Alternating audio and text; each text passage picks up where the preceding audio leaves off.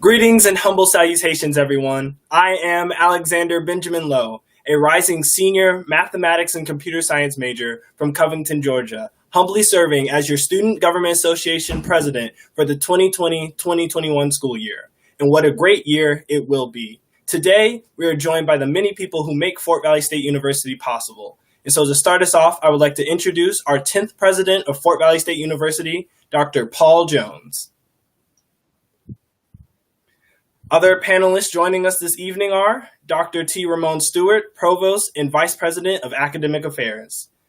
Mr. Jesse Kane, Vice President of Student Affairs and Enrollment Management. Ms. Michelle Martin, Vice President of Business and Finance. And last but not least, Mr. Anthony Holloman, Vice President of University Advancement, Executive Director of the FVSU Foundation, and Director of Athletics. Thank you all for joining us this evening. Dr. Jones, I would like to start with you. Please share with us where the university is with for preparing for the campus this fall. Well, thank you, Alexander. What a pleasure it is to see you and hear from you. And we're excited that you've agreed to host this evening. We're getting really excited about the fall semester, and as you can imagine, a lot of planning has been taking place over the last several months. So while we've been in this virtual environment for the most part, we have been planning. The university had 8 working groups that put together a plan for return to campus.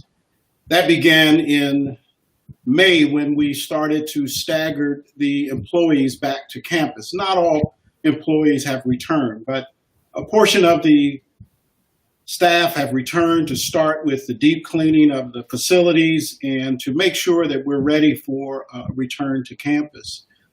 The next group came back in June, and the last group will return at the end of this month. So we've been planning, looking at all of the different things that we need to do to mitigate the spread of this terrible virus.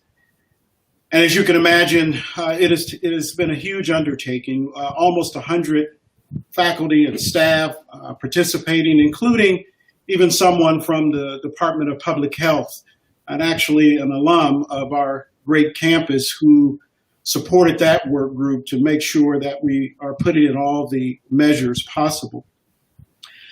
These groups were charged with really coming up with 3 contingency plans, Alexander. The first is returning to a presumptive face-to-face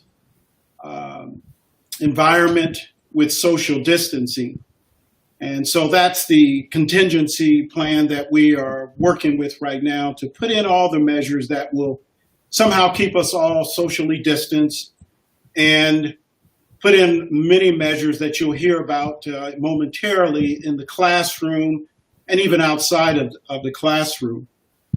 We also have a plan that, particularly if the surges continue within our state and within the area, where we may look at a plan that would take us online for a portion of the term, and then hopefully back into the face-to-face environment. And then finally, a plan that would look very much like what took place in March, when we were online exclusively, or as we are for the summer term. So all of these things, all of these contingencies are in place.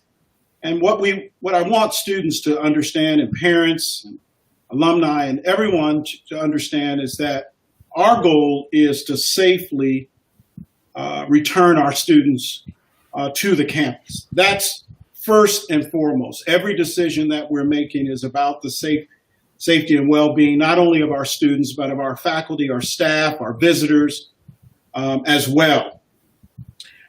One of the things that we did that you saw, if you had an opportunity to review the letter that I sent to students last week, was to compress the fall semester, beginning with returning students early to campus. So our original start date was about a week later. We moved that up a week, and freshmen are returning to campus beginning on August 1st. We'll stagger them back to campus, and then we will start a staggered plan for returning students, with the idea that all students would return to campus by the August 10th start date. And then the goal is to finish the semester. Classes would end on August 20th, which is prior to Thanksgiving. But in order to do that, we had to remove all of the breaks. So that would include the Labor Day break, fall break as well. Again, trying to contain our students. The worst thing we can do is to have fall break and students leave the campus, come back, and we end up with some challenges. The other thing we were attempting to do there was to get ahead of the flu season by sending our students home during that time. So a lot of things have been taking place, and you know, the most important message that I would like to share this evening is that we are in this together. And the only way this works, the only way we've done a lot of things from an institutional perspective, but the only way this really works is if we all understand that we collectively have this shared responsibility. And so this idea, we understand that when you speak about social distancing and you're talking about a college campus, the two don't always go together. But the only way we can make this work is for us to truly social distance, for us to limit the number of people that are external coming onto campus or going into the residence halls, so that we can keep everyone safe. We will be doing temperature checks of everyone. That includes myself. Every time I enter the campus, or any time a student or visitors, temperatures will be checked. Students, when they're leaving the residence halls, the same is occurring. So again, we're wanting to make sure that if in fact someone has a raised fever, we can isolate them or quarantine them and get them proper care and mitigate again further spread of the virus. The face covering, we're excited about that. Today, I believe, is the day that it became official. Yeah. Face covering is required. We were already in a position where the majority of our spaces were going to require face covering, but now that is in place, and we believe that will help. For those that face covering would be a challenge, we will have the face shields as well. And so again, doing all that we can. We will have plexiglass in some places. You know, we know that, you know, it's not going to be normal. And I think that's what we have to understand. There's nothing normal about what's going to be taking place in the fall. But we can do all that we can to try to make sure we still have a good, positive, if you will, experience for our students. But a lot of things will change. The events, you know, those things, large groups, we just won't be able to allow those things to occur. Again, we're going to ask our students to really help us in that. The idea of running home and running to the beach and coming back to campus is just not ideal. So again, everyone taking the responsibility to keep everyone safe.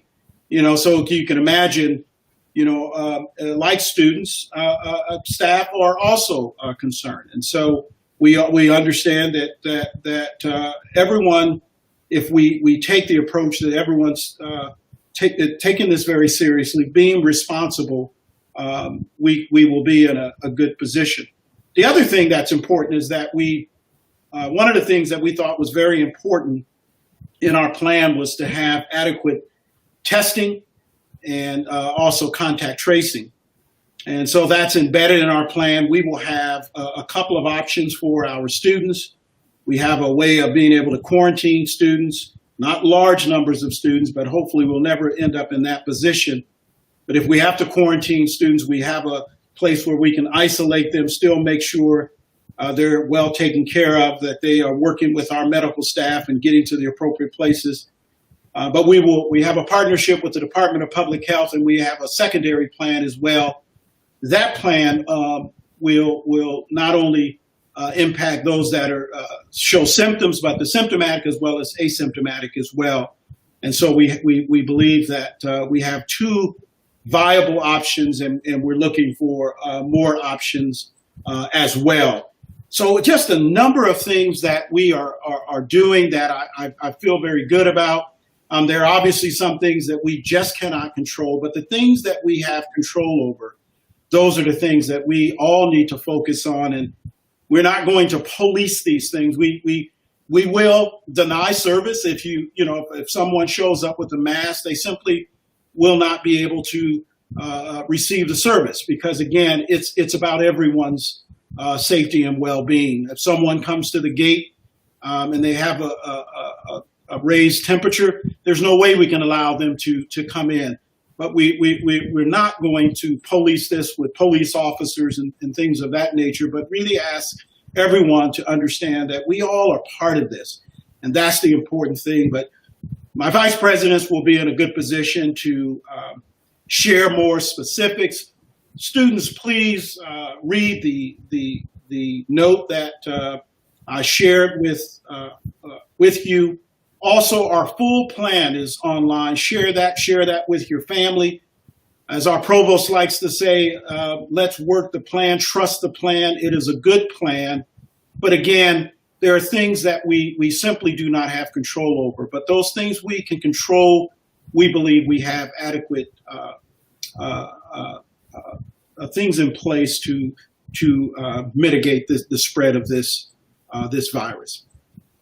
Thank you for that, Dr. Jones. I think I want to start on this point. We are all in this together. Really, truly, especially as a student body and as a larger university, I know many of us are looking forward to coming back on campus and everything. And even myself reading the work plan, it brought me a lot of peace internally. To really just understand that, we do have plans in place.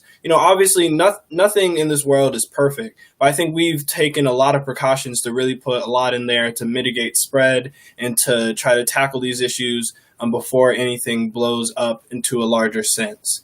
So now we're going to switch over to our Q&A portion of this town hall. For anybody who is joining us on the live, you may put in questions into the respective chat or the medium that you're on, and then we will bring those across the screen to answer those. But we also have the questions that the students gave into our polls ahead of time. So we're going to start with a couple of those to really kind of hack at a lot of the larger issues that I know students are concerned about. So I believe we will bring in our other panelists to begin our question and answer portion. All right, welcome back, everybody.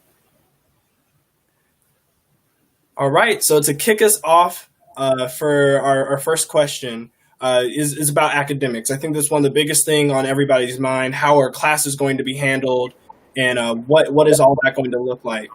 So for Provost Stewart, and then anybody else can chime in as well if they would like to, will all classes be moved to online? And if not, how will that be handled? So just really a larger comprehensive explanation of what academics will look like for the fall 2020 semester. Well, thank you, Mr. President. Excellent question. I know that's been on everybody's minds for a long time, since back on March 10th, when we moved online quickly in 2 weeks. I want to say thank you to the students who were dedicated to the process. 73% of you said you had a good experience, and throughout the summer, we actually had a number of students that studied with us in the summer, but it's important this fall that we're prepared for whatever. And I was prepared for this question, Mr. President, and if you don't mind, I would like to share a brief presentation that will actually give you an idea of what we have going on.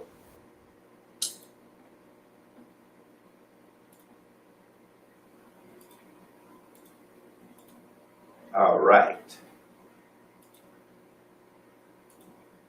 So one of the big things today, Mr. President, is, as President Jones mentioned, we have to trust the plan.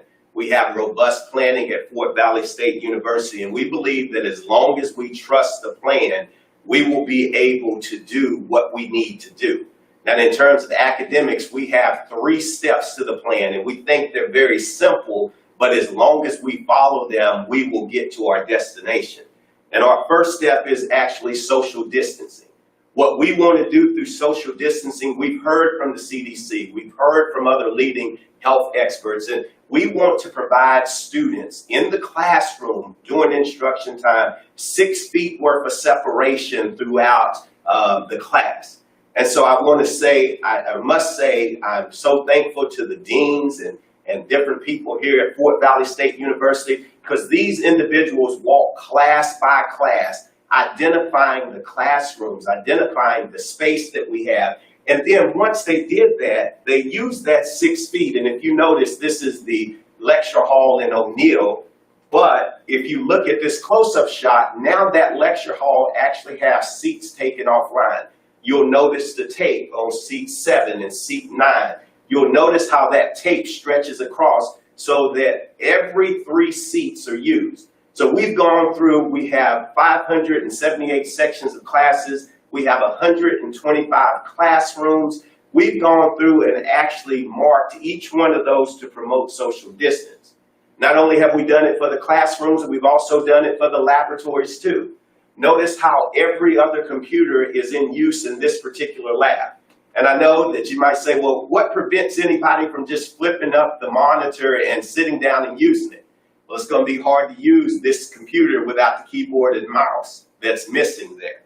And so you look at the rest of the lab, you see again how we've gone through, not only have we social distanced from left to right 6 feet, but notice how the units are staggered in a diagonal so that not only do you have 6 feet worth of social distance to the left or right of you, but also behind. And with that, the next step in the plan is to simply leverage technology. And I would be remiss if I did not pause here for a moment and applaud the vision and the leadership of our 10th president, Dr. Paul Jones. I went to him with this scheme, and he looked at me for 1 second, and he said, let me think about it. And 15 minutes later, he allocated $100,000 so that we could leverage technology in addition to social distancing to ensure that you are safe. And so what does $100,000 get you? Remember, we have 17 academic buildings. Of those 17 academic buildings, we have 125 active classrooms. In 100 of the 125 active classrooms, we're putting in lecture capture software that allows us to do synchronous communication. Many of you may ask, well, what is synchronous communication? Well, believe it or not, we're doing it right now. You notice I'm in a classroom setting. We're going through the presentation. And the way we're going to bring this all together is utilizing some software. You guys are already familiar with D2L. You're familiar with the mobile portion of it called Pulse. But what we're going to do is work with D2L and work with Collaborate, a function that you have had in D2L this entire time. And through Collaborate, you're going to be able to interact synchronously, face-to-face with your peers and colleagues, with your professor, whether or not you're here on campus in the classroom, whether or not you're in your residence hall or somewhere else. D2L Collaborate will allow us to partition you out into the type of class that's best for you. You will still come to class Monday, Wednesday, Friday from 9 to 9:50, but where you interact with class will be a decision between you and your faculty member. Now, speaking of you and your faculty member, we also want to make sure that we keep up our great retention rates, our great interaction. We encourage you to use Microsoft Teams. We've already paid for it for you. So all you need to do is go in and use Teams. It works very similar to Zoom. We're going to be giving you training so that you know how to have face-to-face meetings in a virtual environment. And the way we're going to facilitate, collaborate, we're going to simulcast lectures. Again, as we're sitting here right now and you think about where you are and the things you're doing, you might say, well, what's this thing about simulcast lectures? Well, guys, what we've been doing here today is we have actually been simulcasting the lecture. So what we have at this particular juncture, as we look to simulcast, please don't pay a lot of attention to the board, because when we're actually having a classroom or having a class that we want to use the whiteboard, we will be using markers and chalk. So when you look at this particular screen, we can go through with our simulcast technology and we can focus in on our whiteboard. We can focus in on the items that are there. But then more importantly, we can go through and we can facilitate the classroom interaction. Again, the faculty member can walk back and forth throughout the classroom, making sure that they make contact with the students. Not only can they do that, the faculty member can look at the students in the audience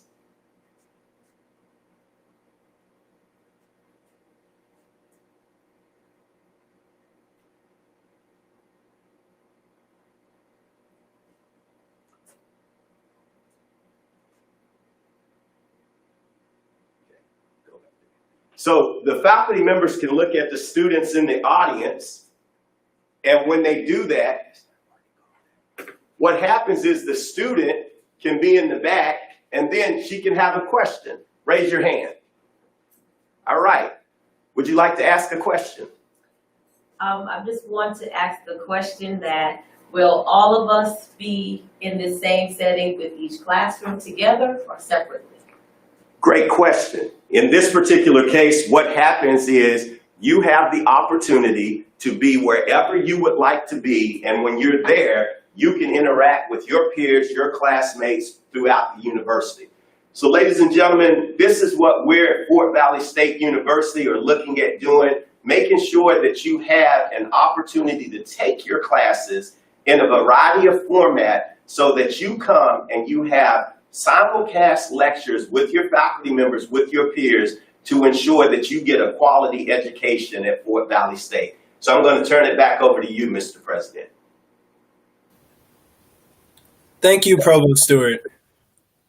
All right, I think we will go to our next question. And this, I want to actually follow up with everything with academics. I think that's really amazing how we are working very hard to provide a different form of classroom learning that'll really make our classroom environment more flexible to everybody. I think that's a really nice medium to give everybody the best of both worlds in a way. You can do virtual, we can do in person. We might even have to be in our dorms, and so it'll keep us very able to handle the issues if anything happens with spiking cases or things of that nature. We have to go home, and I think we'll be able to simultaneously and continuously have a wonderful academic experience. So next, I wanted to follow up with a question. For whoever is, feel free to answer it. Is there any possibility that we would be switched to online in the middle of the semester, like the spring semester? And if so, I think we kind of really just explained what that process might look like in terms of being able to simultaneously keep doing classes, but we'll do it in a virtual sense. But is there anybody who would like to, give a little bit of an explanation more of what the possibility would look like if we had to go back online? Again, great question, Mr. President. And I think you hit on it. What we're trying to do is we're trying to build this out in levels so that the options that we give on day one are scalable or portable in case the pandemic gets worse. So because we're looking at the blended synchronous learning, because we're already facilitating face-to-face interactions both here and there, we can go through and not only do this type of learning. However, we can also go through and do asynchronous online learning where you're just interacting with D2L on your own. The reason we're pushing the synchronous approach is because we know that our students do the best when they have face-to-face or personal interaction with the faculty. So because we're doing it this way, we have the ability to easily manage anything the pandemic brings us. Awesome. I think, again, I echo those sentiments completely. I think it's a very great direction for us to take academics and very forward thinking as a whole. So next, I want to switch our conversation because we briefly touched on the aspect of being possibly able to do our classes in the residence halls. So I think the next question that comes to our mind is, how will we ensure student safety in the residence halls? Oh, VP Kane, I believe you might be on mute. You are correct. Okay. Thank you for your question. And before I answer it, I just want to thank you for your leadership throughout this process. And you've been in contact with us and letting us know what students are thinking and feeling. And we appreciate your leadership through this difficult time for all of us. But I want to answer specifically the issue of students moving back into the residence hall. And first, I want to say that Fort Valley State University is very, very fortunate that the way that our residence halls are configured, that each student bed is in a single space. So we are able to allow students to come back at 100% capacity. The maximum suite number for any of our residence hall is 4. So that means, there will be 4 people per suite at maximum. But even in that suite, each student will be in a room by him or herself. So what that allows us to do is that for us to educate students and to really get them to practice good behaviors of cleaning and disinfecting while they're in their suite. But for us to be able to manage the community by doing things like implementing temperature check kiosks. So if you'll notice that as in each lobby of each building, there will be a temperature check kiosk where students can self-check their own temperatures and it's facial recognition. So if there's a student that is in a range of a temperature that is cause for concern, we will be notified about that and then we can enact our plan of getting that student assistance. We will also, all the staff have been trained on how to properly disinfect the residence hall spaces. So we will be doing all of the common area space, disinfecting that on a regular basis. The handrails going up and down the steps, we will control directions in and out of the building. So there will be some stairwells that will go up while there are others will be going down. The common spaces will be limited to ensure that we are not creating any conditions where we are overcrowding. And so that will be all the things that we will be doing to help keep students safe within the residence hall. As President Jones mentioned, we will also limit the guests coming into the residence halls. So for right now, all non-resident visitation will be suspended for the fall, but we will allow students to visit one another from building to building. Again, it is about controlling our environment. And if you think about what's happening right now with the NBA, it's about keeping students as best we possibly can in a controlled or bubbled environment so that we are not bringing into our environment any potential risk. So those are some of the things that we'll be doing where we will keep students safe. But again, because each student will be in a single room, we will be able to bring all students back to campus at 100% capacity. Awesome. Thank you, VP Kane. I have another follow-up question for that. I will be an RA this semester, so I'm excited to help protect. Thank you, April. We're so excited to have you as an RA. Thank you for your service to Fort Valley State University. I'm excited for the upcoming year.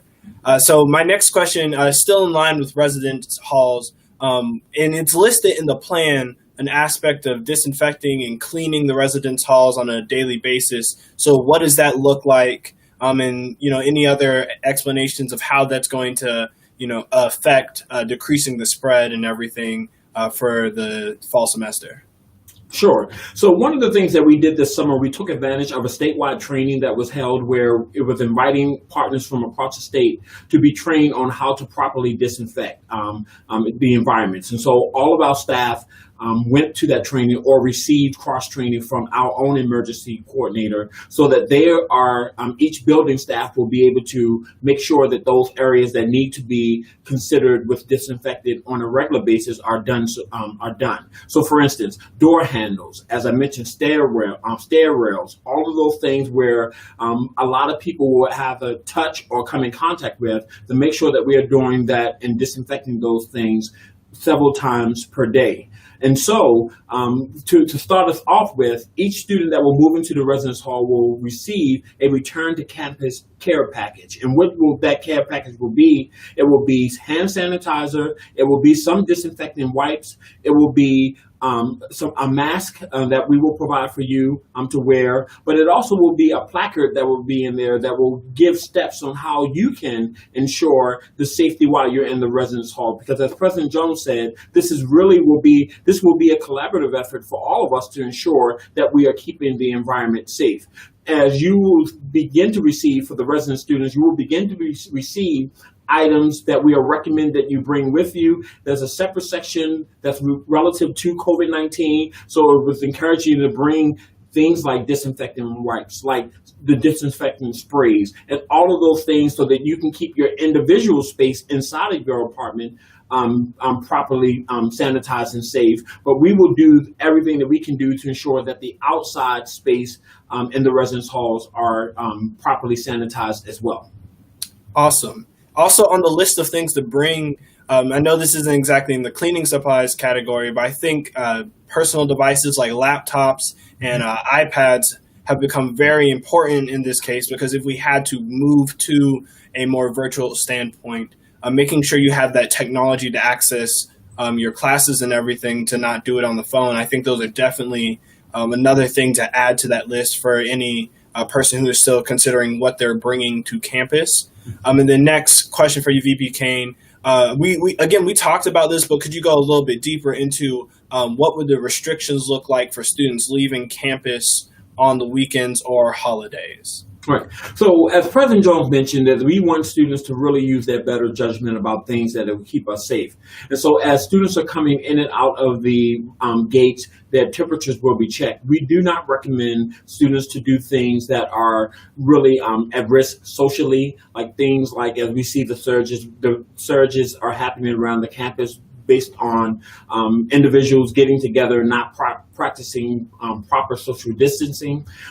For instance, going to clubs and going to bars and restaurants and things like that, that we know that college students would like to do, that we really want students to be mindful about those types of events and what potential risk that could create in our own environment. And so no, there won't be any restrictions about students leaving campus or going home, but we would like to know what students are doing prior to them returning to campus in the fall. So all students will receive a COVID-related questionnaire that will ask you some specific questions about your engagements, your activities that you were in over the summer, so that we can understand what risk may be potentially coming to campus prior to you coming back. And so every student will receive that questionnaire. Every student will be required to submit that prior to them returning, so that we can at least gauge at the onset of what level of risk that we may be inviting back to campus. So at this time, we are not requiring students to be tested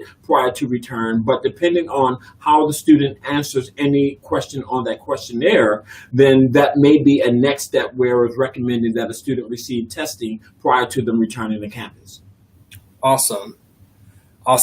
So again, the whole aspect of that, is not to really be a burden or to really entrap students. It's the aspect of, trying to mitigate the spread, or at least recognize where it comes from, so we then could mitigate that.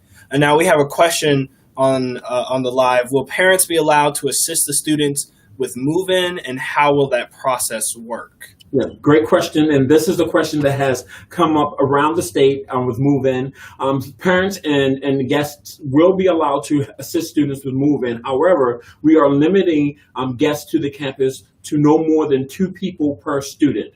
Naturally, we have to limit the amount of the crowds that are on campus, and with the staggered move-in time, this will afford us an opportunity not to have too many people or anybody en masse coming to campus at one time. So what we will be asking, and this information is on the housing website now, so I do recommend that you familiarize yourself with that students will be able to bring up to 2 people with them to help them move into the residence hall in 2-hour increments. And so you will be able to have some assistance there. We will provide some of the things for you to help move your belongings as you move in and out of the residence hall, but we're going to have to limit the numbers based upon recommendations from public health officials about gathering, as well as the CDC. All right, thank you, VP Kane. I think our next questions, we will turn over to VP Holloman for a short period of time. Thank you, Alexander. Thank you. We appreciate having you today. So my first question for you is, what is the status of the athletic programs for the 2020-2021 academic year? So, Alexander, Fort Valley State University participates in the SIAC, a Division II conference. And the conference has recommended and have been accepted by the President's Council to suspend all fall sports. So at Fort Valley, we have football, women's volleyball, and cross country for men and women in the fall that will be suspended. Our hope is that these measures will allow us to bring all sports back to include the winter and spring sports when we return in January. So at this particular time, our student athletes will still come to campus. They will still work out. They'll be able to practice in groups of 10 or less, and they'll continue to prepare themselves. So it's actually, I believe, a benefit to us to be able to get a better understanding of how to manage our athletic programs in the midst of COVID-19, because this will be new for us, and hopefully we'll see some positives, and we'll be able to actually engage not only our students, but our alums and our fan base when we are able to bring sports back. Thank you. Thank you. So next, and this is still in the same vein, for those students who are a part of band, cheerleading, football, etc. Now, you did say that they will have the opportunity to come on campus and still practice and everything, but if they choose to stay online or at home, is that forfeited? Will they lose scholarships? What does that process look like? So let me first start by saying Fort Valley State will honor all scholarships that have been awarded for students within those auxiliaries. That was a very important to us. And so for each student athlete or band member or cheerleader, they'll work with their particular coach to determine what they need to do to stay in compliance. But I'm sure, given the present situation, if you're doing all virtual, you would not be penalized and lose your scholarship funding. And so we just want to do what's in the best interest of our students, our student athletes. And, I think where we're at is a good place because we still have everything in front of us. I know one of the questions that comes up a great deal, well, if we're not going to have football games, will we still charge the student fee? And so my answer there, Alexander, per the university system, the fees will still be in place because it is to provide the continuity of services to ensure those scholarships are still honored, because we will be still preparing as if we're going to play. This is a little different from the spring semester in the sense that we're actually on the campus and working towards playing competitions. Now, we'll know a little bit more as everything progresses, but there's a great hope that we will get to play all of our athletic competitions among our 11 sports during the spring semester. Thank you. Thank you. I think that's really reassuring to hear. I think a lot of people, again, coming to college for the first time, especially for our class of 24, there's a lot you do and don't know about the university and how things will be handled. And for a lot of students, I know that, the scholarship money for their sports, like that is how they're being able to make it, and they wouldn't be able to make it any other way. So I think really hearing that straight from you is a very positive thing for tonight. So thank you. Thank you. No problem. So my next question, I think this might go to Ms. Martin. What is the process for applying for need-based scholarships? And then if I'm wrong, feel free, whoever is ready to answer. I can answer that question well. So the Office of Financial Aid is where the need-based scholarships will reside. One of the things that we've tried to do is streamline the process. Once a young person completes their FAFSA, they are awarded in packages. Then they have the ability to compete for competitive scholarships, and then the need-based awards are available as well. And so to allow us to be fair to all of the students in the process, you should go to the financial aid website, complete the paperwork that's in place, and then the dollars that we have available will be awarded accordingly, and it'll go through a pretty seamless process. It allows everyone to have a chance to compete for the dollars that we do have available. All right, thank you, VP Holland. All right, so for Ms. Martin, I have this question that just came in hot straight to my cell phone. My room charge is missing from the last bill I received from student accounts on Friday, July 10th. Do I still have a room? Oh, Ms. Martin, I believe you are on mute.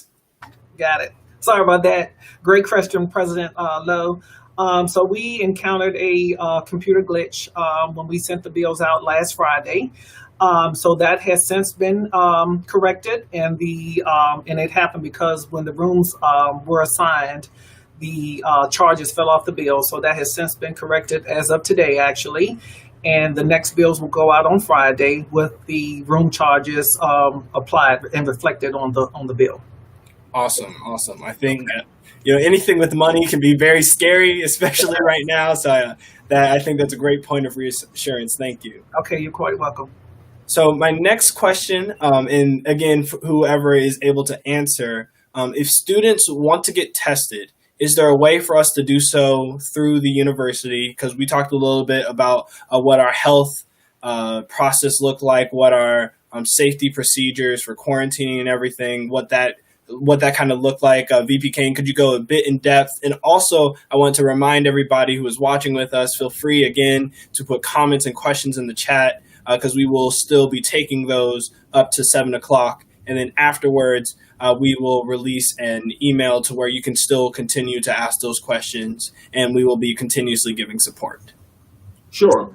Great question about testing. And President Jones really talked about in his opening comments the partnerships that we have with the Department of Public Health, as well as a secondary partner that really will be managing all of our testing and our contact tracing.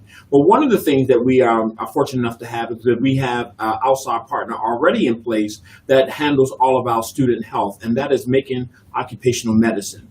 And right now, Macon Occupational Medicine, for instance, they do all of the testing for the employees at Navicent medical facilities. So what they will do is that they will help us triage students. And so if there are any concerns that a student has and feel that they need to be tested, they will triage those students to make sure that they are ruling out other things that may present as similar symptoms to COVID-19 to ensure that a test is warranted. And so based on that, students' first point of contact before a test is given will be with the medical staff at Macon and the student Wellness Center with Macon Occupational Medicine. If it is determined that a student needs to be tested, then through our emergency management coordinator, that student will be transported to one of the facilities identified through the Department of Public Health to ensure that a test is given to them in a timely fashion. And then there are other protocols that will be put in place to ensure that that student, while they are waiting results of the test, if there are some concerns that they are, if they cannot return home, that we utilize some of our quarantine or isolation protocols to ensure that that student does not present a risk to any other student or person in our community. Awesome. I think we had a question on the bottom.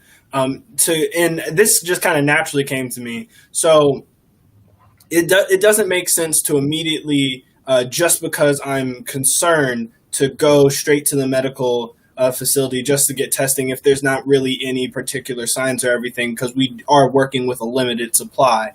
Do we have access to any resources of alternate places of testing that students might consider, or even in this process right now between now and coming back onto campus?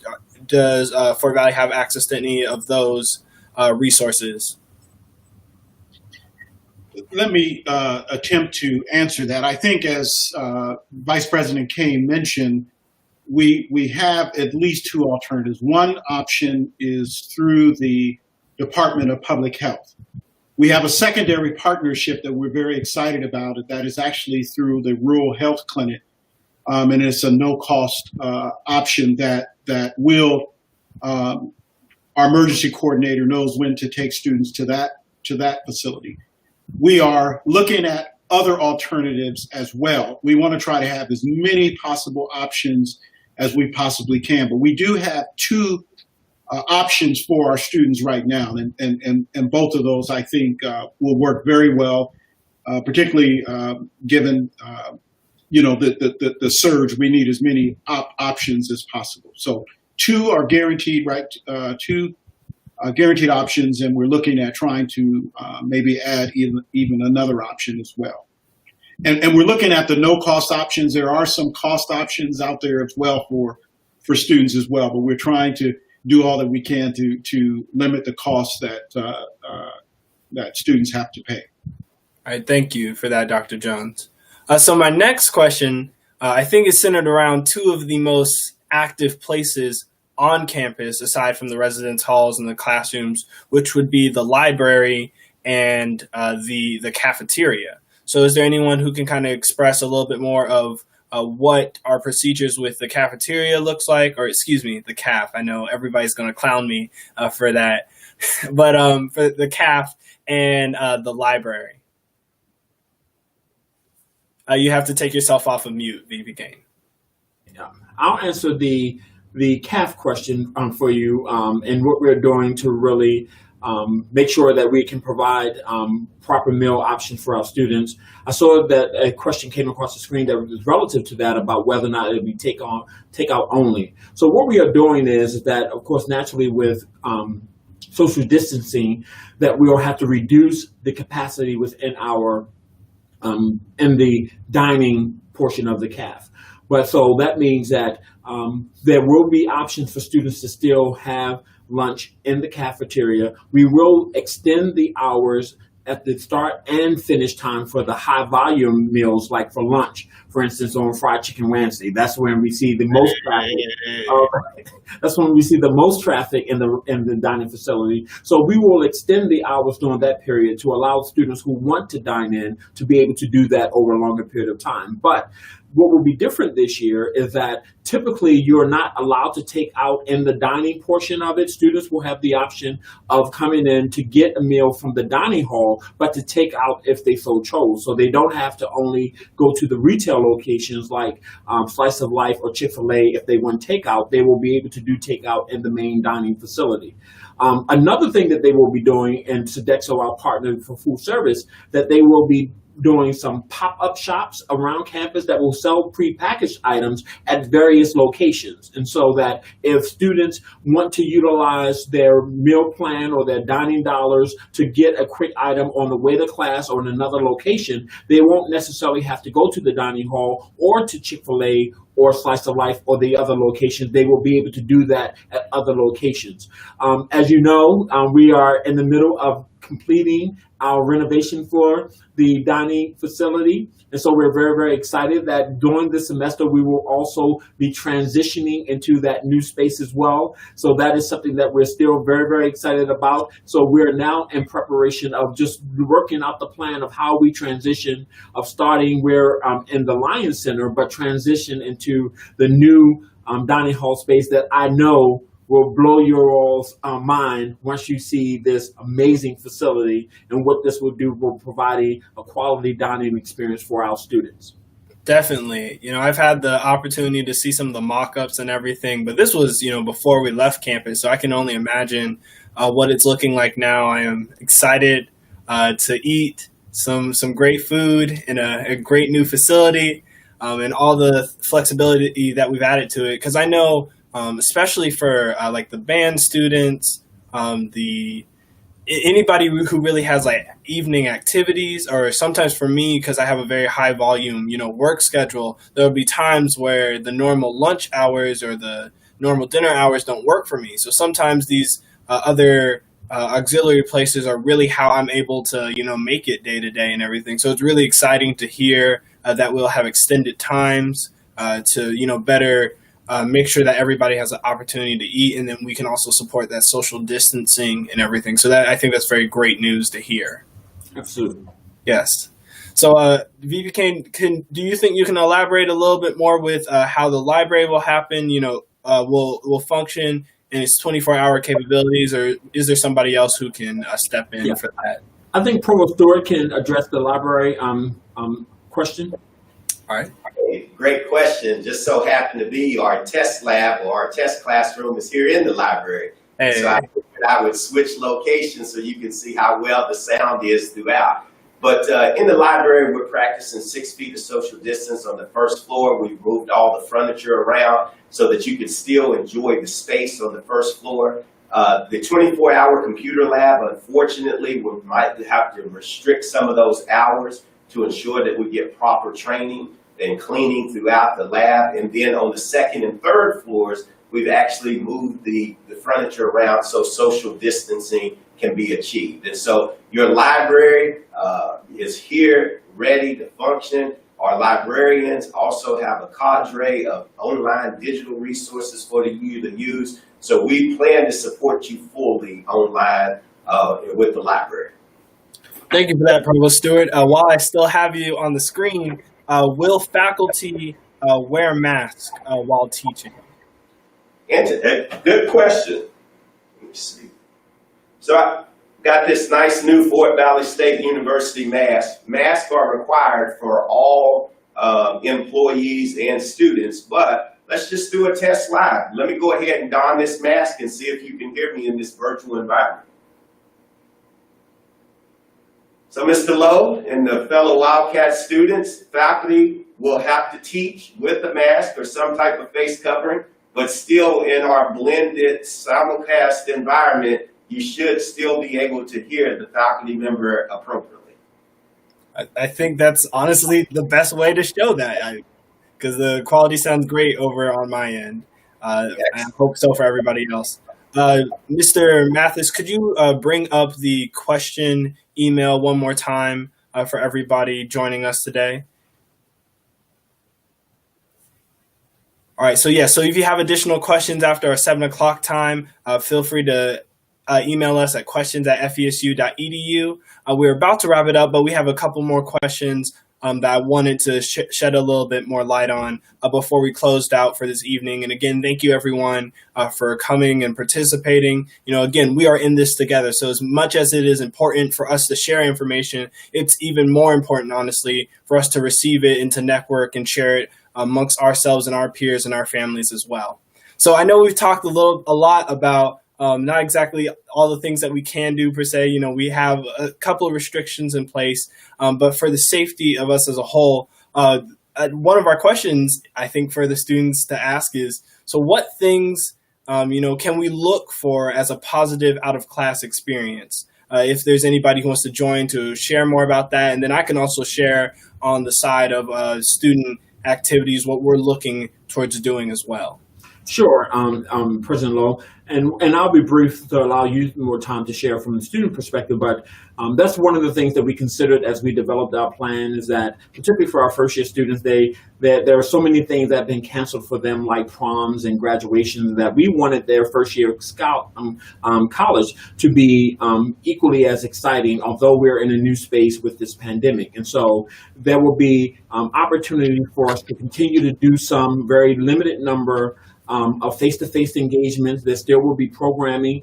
There will be spaces built in Presence, which is the online platform that most students should be familiar with, to allow for students to engage, whether you're in your club and organization or your fraternity and sorority and other types of things on campus, to ensure that students will still have those quality engagements. We still will run an intramural program on campus, so that those students who want those activities, they will still have opportunity to afford participation in those types of things that really, again, focuses on social distancing and less contact.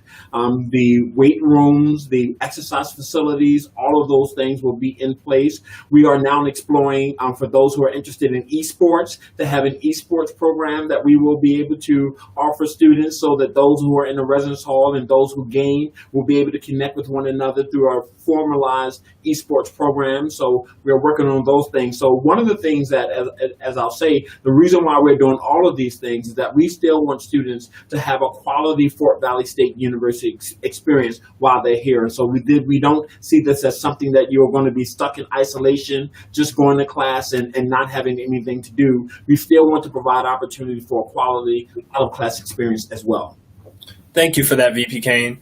I again echo the sentiments, because I've sat on a lot of panels and everything. I'm excited to hear that, we're not just throwing in the towel and just saying, oh, we're just going to do everything virtual, that you guys have set the precedent to make sure that we have face-to-face opportunities as well as virtual opportunities. I know that's the case for new student orientation, and then that's also the precedents that we're working forward with as the Student Government Association to provide events and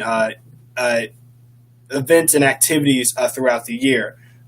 So I will ask this one last question to kind of round everything out a little bit more, because I know there's a lot of things that are kind of more smaller in that I just wanted to open up for individuals to share what additional support services will be in place for students. I know one of the big things definitely is mental health, and I've been getting my emails about that. It's different things about counseling services and things of that nature. But VP Kane, do you think you could shed a little bit more light on some of the things that we have in place, even in a virtual sense? Sure.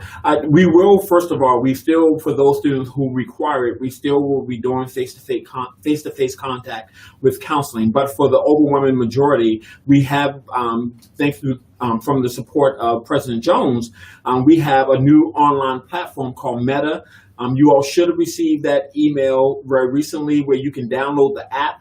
And that what that will allow you to do is that if you're on campus, even if you're not on campus, our counselors, we have 2 professional counselors who are loaded in this platform that you can select an appointment with them and do a face-to-face to do a virtual counseling session with them using the secure platform, Meta. If you prefer to use your own or to use a provider on your own, you can match with a provider that if you're online, in your area of someone that can now provide that that level of support for you all through that platform. So again, we know that through this experience that there are a lot of challenges that just are inherent with college students and the space that we're in could potentially exacerbate that. So we wanted to provide a space that students could still receive face-to-face support, but if they need it, we can be in a secure virtual platform as well to do telehealth for students who may need it. Thank you for that, VP Kane. To my peers on this call, I know mental health and things of that nature are sometimes taboo in our community and everything, but I always want to put that out there to really put an emphasis that you're not supposed to have everything figured out. Having the opportunity to break down and talk about the things that are going on are very important, and I always want to express to make sure that you use these resources if there's really something that's required of you. And I don't say that just to say that. I say that in the aspect of I use them as well for the university, talking through the things that I have going on. So we'll also be taking some more questions, and good news, we're extending it out to 7:15 because, again, we want to make sure that we take care of the questions and answer everything for Fort Valley State University. So one of our questions right now is, when will we find out about the housing waiting list opening? Oh, VP Kane, I believe you've been muted again. I'll take that one. That's something that we are working with daily. We're working with the housing staff, and many of you all may have been in contact with Mrs. Missy Robeson in the housing office. We are monitoring that wait list daily to ensure that we are starting to assign students, and we have begun to start assigning students that are on the wait list. It is something that we're looking at daily, and as spaces become available, we will assign those spaces. The priority is that, of course, naturally, we will want to house as many first-year students as we possibly can. And we're also exploring right now with President Jones, he and I, we just talked this afternoon about if there are some other options for us to explore as well. And so it is something that we know that is create a bit of angst about students not having an assignment at this point. We will continue to communicate with those students who are on the waiting list to let you know where you are so that it can alleviate some of the stress that you are experiencing. But please know that we are monitoring that wait list daily, all throughout the day, so that as spaces become available, we are assigning those spaces to get as many students as we possibly can off the waiting list. Thank you for that, VP Kane. Just a couple more reminders. We're still taking questions. But again, for all the students, please make sure you check your Wildcat email. Another thing, if this hasn't been shared before, if you download the Outlook app, and you and tie in your Wildcat email, you can actually get your email notification straight to your phone. That's how I keep up with everything. And basically, emailing me is essentially texting me, and that's a really great way to stay informed because a lot of information comes through there. So, and one of the things, and President Jones had mentioned this before, he has a letter addressing a lot of these concerns. Again, we highly suggest that you go through the work plan. It's on the FVSU website. You go fvsu.edu. It says the work plan for the year, and if you go down to the bottom, it'll explain that. Thank you, Jalen. But yeah, it'll explain that. And I've had to take the time, don't make it a full day thing. I'm not going to lie to you. I couldn't read it all in one day. So you got to break it up, but it really goes through and explains on a case by case basis how to make everything happen. I promise you, you will feel a good bit more peace after reading it to see what we have in place. And as we share that with our fellow peers and everything, I think we'll really set ourselves up for a great year. So with that, do we have any more questions on our live today before we get into wrapping it up by our wonderful presenters? What measures are in place for the satellite graduate campus in Warner Robins? Ooh, that's a good question. I believe that's going to Provost Stewart. Hey guys, checking in from another side of the room. Hope you can hear me well and everything. Again, great question for our graduate students. All the classrooms at the Warner Robins Center are going to be upgraded with the technology that we're talking about.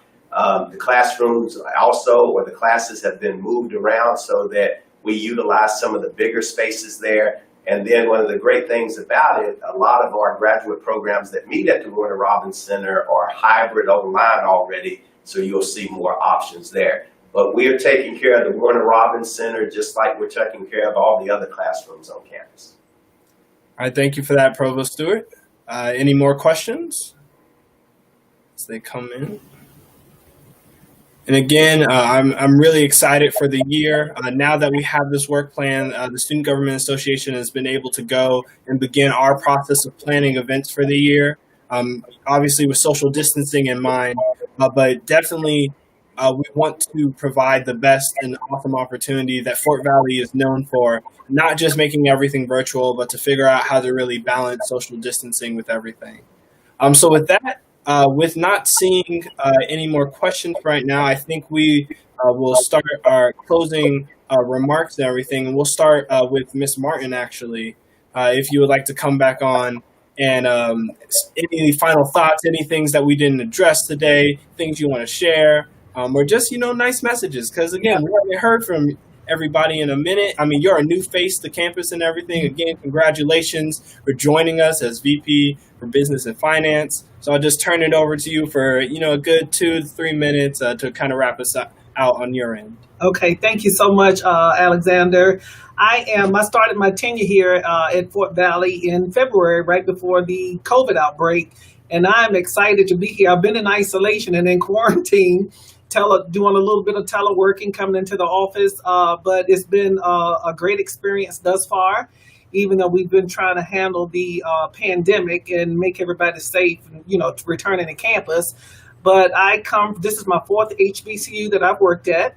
I have, over about 23 years of experience in higher education, and I'm looking forward to engaging with each and every one of you. I am so excited to be here, and it feels like family for me to be here at Fort Valley State University.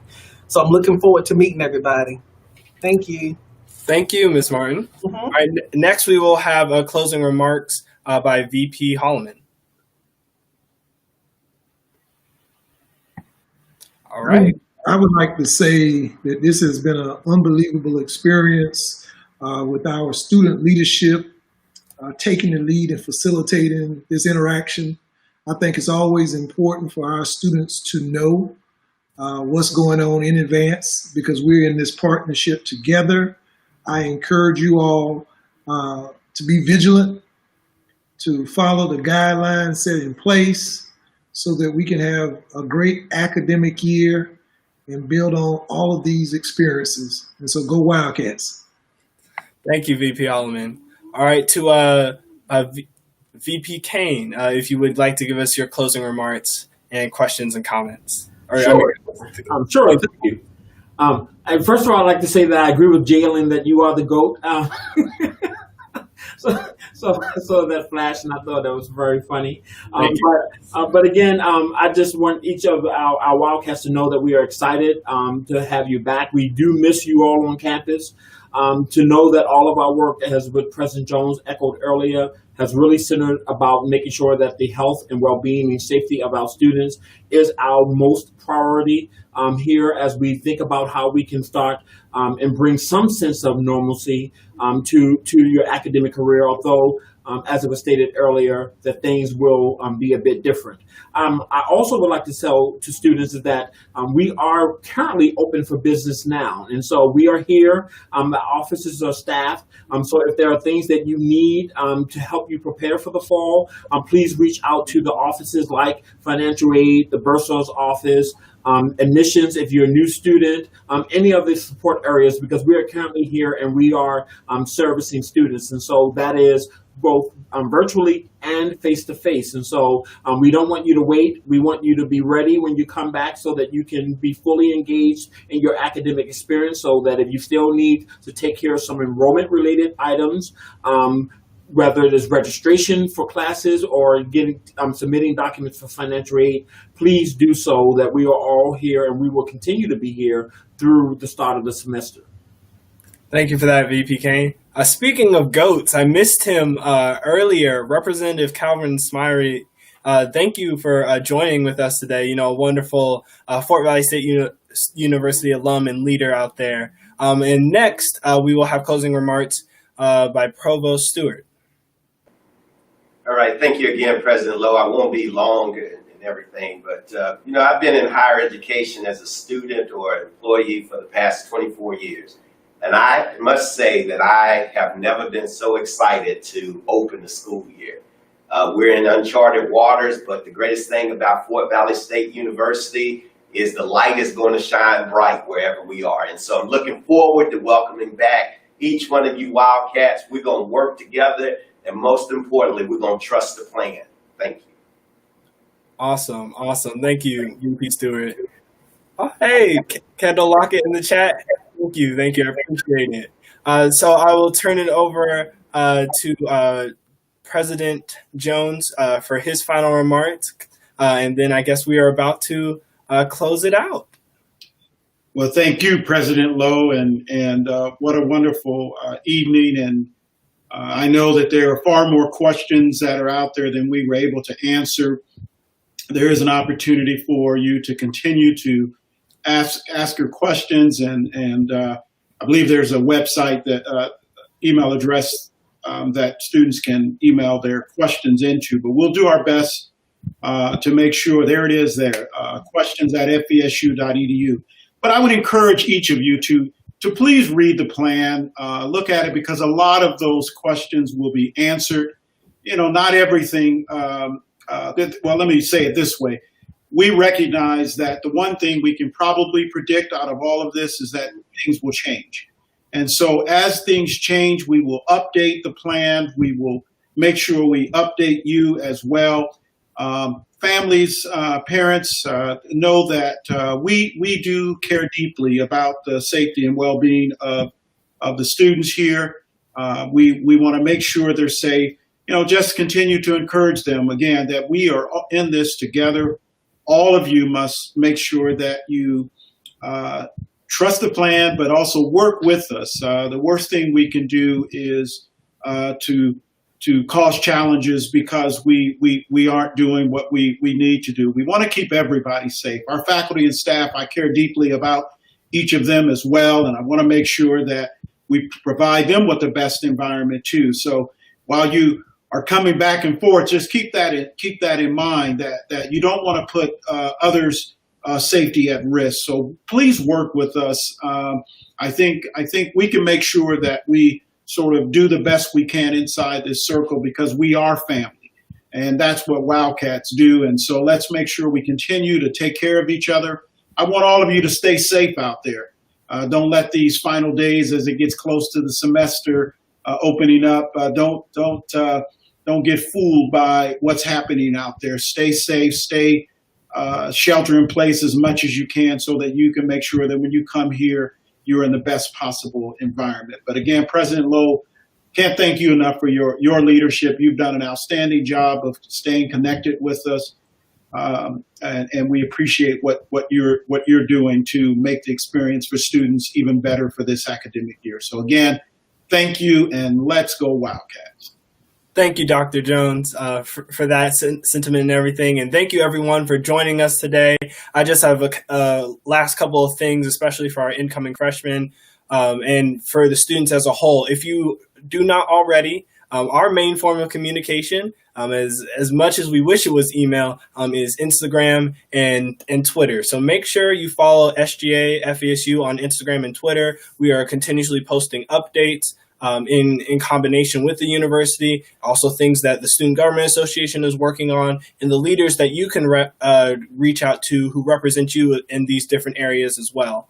And then also, every single Thursday since the beginning of May, I've been meeting with the incoming class of FVSU 24 doing the College Survival Guide, and we talk a little bit about what the upcoming experience is, and how things have been, and what they're looking towards in the future and everything. So if you would like to join, feel free to message me and we can get you signed up for that. We have a couple of moments of that left before we turn it over to awesome new student orientation, and that's going to be a great and wonderful time, and then we'll bring the whole Wildcat family back, and we're going to make it happen, and it's going to be an amazing year. So again, thank you, everyone. Your questions will be answered at questions@fvsu.edu. Please stay connected, stay empowered, and let's go Wildcats. Good night, everyone.